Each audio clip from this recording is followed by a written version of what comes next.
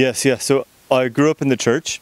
Jewe nakuriye mu ishengero. 4 generations of Christians. Jewe abavyeyi banje amageneration ane yose yaramenye Imana mu rusengero. I'm the 4th generation. Jewe ndi urunganiwe rugira kane mu muryango wanje. My great grandfather was an orphan. Papa avyara sogokuru yari imfuvyi. And he had a 6th grade education. We ntiyashoboye kwiga menshi yagarukiye mu wa gatandatu. But he gave his life to Jesus. Ariko amaze kwakira umwami Yesu. And his 6 kids. Yavyaye abana batandatu. All became very influential. Abo bana yavyaye bose bahavuye baba abantu bafise influence bakora ibintu bidasanzwe, like doctors and lawyers. Bamwe babaye aba doctor, abandi baba aba avoka. And my grandfather, jewe sogokuru wanje, became a pastor. Yaciye abo mu pastori. And he preached against racism. We ari mu bantu bakoreye Imana kera muri Amerika bigisha bagwanya amacakubiri y'amoko yarari hariye. In the South in the 1960s. Mu myaka y'igihumbi c'amajana 1960 hariya mu bumanuko bwa Amerika hari amacakubiri menshi. And it was a very racist time. Ico gihe abantu barankana biciye ku moko bavangurana. And so his church was burned to the ground.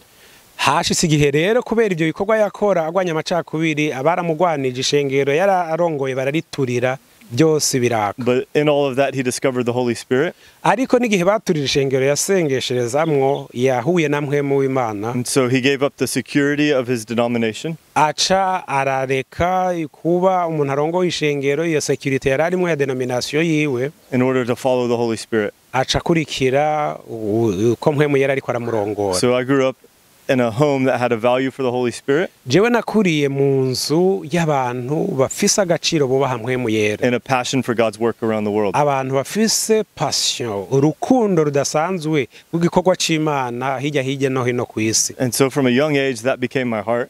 Kuva nkiri muto rero nakuranye uwo mutima. But I had a problem. Ariko hari ingorane nari mfise. I didn't think God could use me. Jewe nari nibaza ko Imana itokoresha umuntu nkanje. I was terrified to be in front of people. Jewe naratinya numva isoni guhagarara imbere y'abantu. I was like Gideon. Nari meze nka ya nkuru dusoma ya Gideyoni. He said, God, why would you use me? Nabwira Imana wo kunkoresha gute? I'm not so sure that you know what you're doing. Imana ngira ntiwamenye ibyo uriko urakora n'uwo muriko murakora. And yet he still came after me. Ariko Imana yagumye inkurikirana ubuzima bwanjye. So finally when I went to university, byarashitse rero maze kuja muri university. I lived with a drug dealer. Muri university nisanze mu cyumba mbana n'umuhungu yacuruza urumogi ibiyayuramutwe. Not by choice, but the university put us together. Urumva sinahisemo kurarana nawe, university niyo yadushize mu cyumba kimwe twisanga turabana. And in a couple months he gave his life to Jesus. Tubanye mu cyumba rero byatwaye amezi make ndamubwira inkuru ya Kristo rahava rihana. And it started a spiritual fire in our dorm. Mu cyumba twarimwo turakizwa, dortoir yose itangura kumva umuriro w'Imana. And I began to be excited about the work of God. Ntangura rero kunezererwa igikorwa c'Imana nshima ngene yankoresheje. And so I joined a mission team. Rero negera abantu batwara ubutumwa hirya no hino. To plant a church in England. Turagenda dutanguza ishengero mu Bwongereza. And God began to shape my heart. Imana rero ico gihe itangura guhindura umutima wanje. But I was still scared. Ariko nari ngifise ubwoba. I didn't want to talk in front of people. Sinakunda guhagarara imbere y'abantu mvuga. So the first time I was preaching, ariko umunsi wa mbere rero natangura kuvuga ubutumwa. I prayed that Jesus would come back. Nasenze ngo Yesu agaruke hakiri kare. So that I wouldn't have to preach in front of people.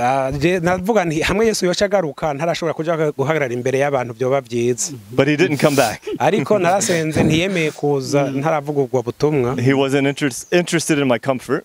Yesu ntiyari yitayeho cyane ko mba ahantu mfise amahoro ndi comfortable gusa. He was interested in my character and my calling. Ariko icari kimuragishinga ni karaktere yanje n'umuhamagaro yampaye. And so that set me on a journey. Ibyo rero byanshize ku rugendo of walking with God. Bwo kugendana n'Imana ubuzima bwawe. Learning to hear his voice. Mbandanya numva nkurikira kugira numva ijwi ryiwe. Years later God woke me up in the middle of the night.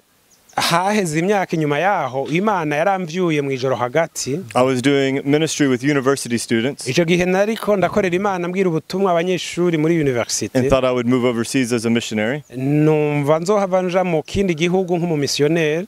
But he woke me up and he said very clearly, mu ijoro umunsi umwe rero Imana irambwira, plant a church in San Marcos, the city I lived in.